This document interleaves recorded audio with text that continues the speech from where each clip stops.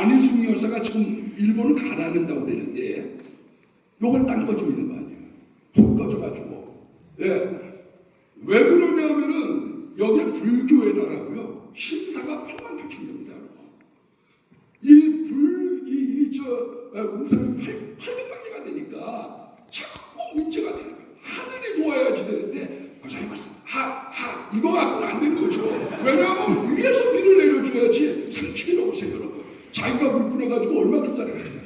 위에서 비를 내줘야지. 그 다음날 손바닥만 이렇게 자랐는데 이 사람들이 이게 약한 거예요. 일본은 불교에 나갑니다. 엄밀하게 따지면. 그래서 1000년 동안 고기를 먹지 않았어요. 일본이라고 하는 나라는.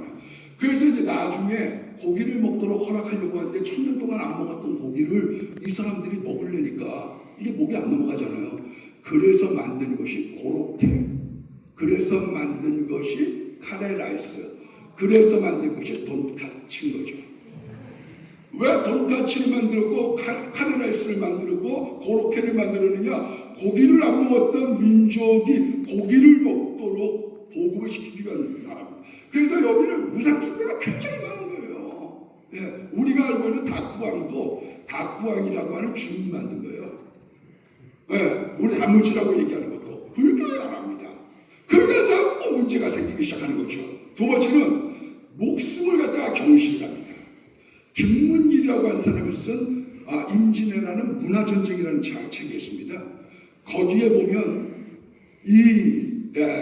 일본 사무라이들을 갖다가 평가를 내릴 때 사람들의 귀, 코를 갖다 베어가지고 장독에 담았습니다. 그러니까 장독이 15개의 장독을 담아 그걸 넘긴 거예요. 그거 넘기게 될 때 수, 우, 미, 양, 가. 그러니까 이 사무라이들의 수, 미, 양, 가를 뭘로 했느냐? 우리 조선 사람들의 귀, 코. 왜냐하면 범죄자든 노예든 머슴이든 뭐 이런 코로 피가 있을 필요가 뭐가 있어요? 예?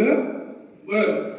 범죄자들이든 뭐 노예든 그러니까 잘라버리다가 나중에 낭민의 코까지 다 잘고 귀를 다 베버린 거죠.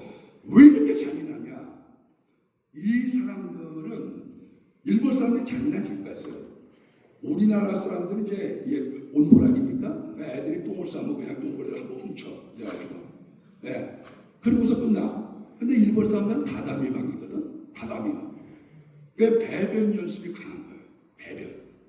이거 한 번 해서 애들이 똥오줌을 싸고 나면 가는데 100만 원이 들거든. 그런데 이 배변 연습을 심각하게 하면 고학하고 잔인해진다고 합니다. 일본은요 최후의 일이가 싸워요. 한 번 모릅니다. 그래서 일본은 지금 휴화산인 거예요. 언제 화라산 같이 터질지 몰라. 이 민족성 가운데 사무라이의 피가 흐르고 있는 거예요. 네?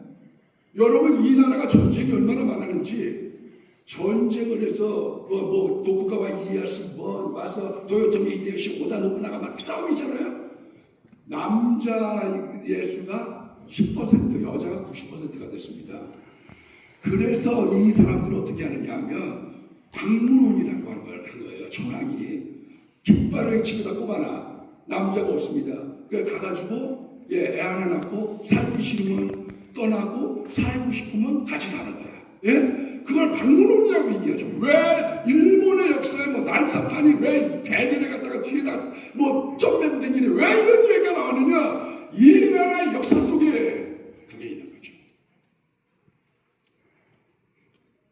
일본을 잘 알기 위해서 만들었던 책이 있습니다. 국화와 칼이라고 하는 책이죠. 그런데 이 일본이라고 하는 나라는 신분 상승을 못하도록 만들어놨어요. 도쿠가와 이에야스가. 왜? 내가 올라가려고 기어다니다가 싸움 생기는 거 아니야. 니들 거기에서 앉아서 그냥 그렇게 살아. 튀려고 하지 마. 튀면 죽을 줄 알아? 그래서 이 사람들은 와세다 대학을 나와도 어떻게 하느냐? 우동장사 하는 거죠. 왜 동명제대를 나와도 우동장사를 하느냐?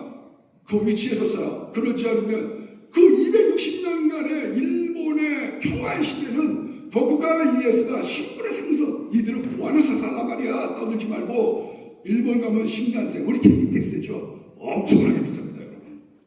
무지하게 비싸요. 고속도로 통행료 굉장히 비싸죠. 왜? 나 여기에서 요게 신성도에서 살아. 괜히 깝치고 무슨 세종 길거리지 마. 그렇게 만들어 놓은 거죠. 그런데 이 계급의 문화가 일본을 장형이라고 해서 마탕이라고 생각했어요. 그래서 아시아에 있는 동생들을 일깨워 주겠다고 생각한 것이 대동아 전쟁이고 전쟁에 방해되게 됐던 것이요.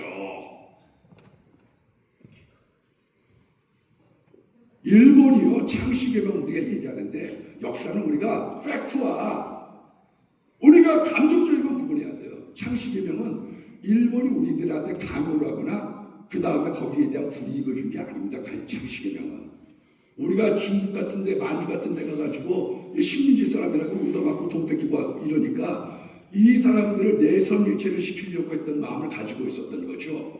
그래서 이 일본식 이름으로 바꿨는데 거기에 대해서 일본에 있는 사람들이 반발한 거죠. 왜 조선직에게 우리 일본 이름을 쓰게 합니까? 이래가지고 총독의 해임을 당했다니까요.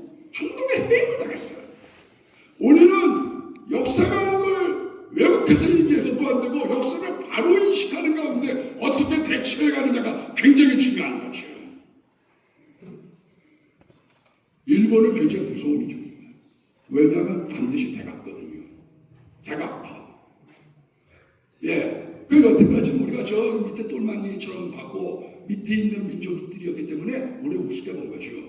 그런데 이제 우리가 김상을 이겨 니들이 우리들보다 하늘 절사 너희들이 우리들보다 GNP가 높아 이때를 조심해야지 돼요.